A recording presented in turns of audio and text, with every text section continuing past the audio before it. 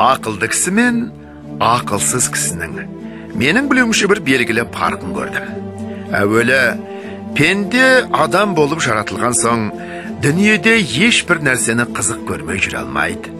Сол қызықты нәрсенің іздеген кезі өмірінің ең қызықты уақыты болып ойында қалады.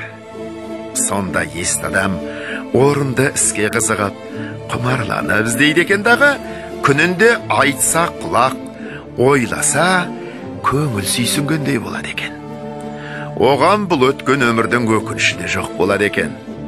Есер кісі орнын таппай, не болса сол бір баянсыз, бағасыз нәрсеге қызығып, құмар болып, өмірінің қызықты, қымбатты шағын ит қорлықпен өткізіп алады екен дағы, күнінде өкінгені пайда болмайды екен. Жастықта бұл қызықтан соң және бір қызықтау болатын кісімсәп, жастығы тозбастай, буыны босамастай көріп жүріп, қызықты қуғандақ ойны қатып, буыны құрап, екінші талапқа қайт қылуға жарамай қалады екен. Үшінші, әрбір нәрсеге қызықпақтық. Ол өзі бойға құмарлық пайда қылатын нәрсе екен.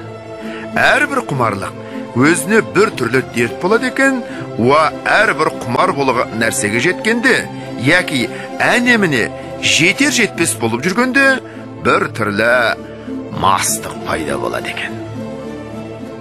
Әрбір мастық бойдан оғатты көп шығар, ақылдың көзін байлап, төңіректегі қараушылардың көзін ашып, ананы, мынаны дегізіп, бойда сынататығын нәрсе екен.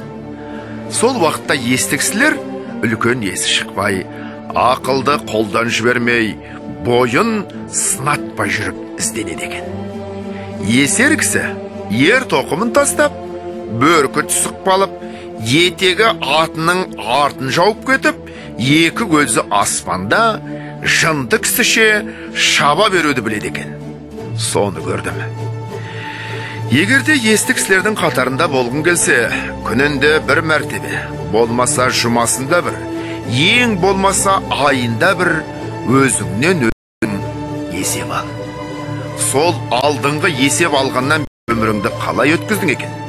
Не білімге, не ақиретке, не дүниеге жарамды күнінде өзің өкінбестей қылықпен өткізіпсің?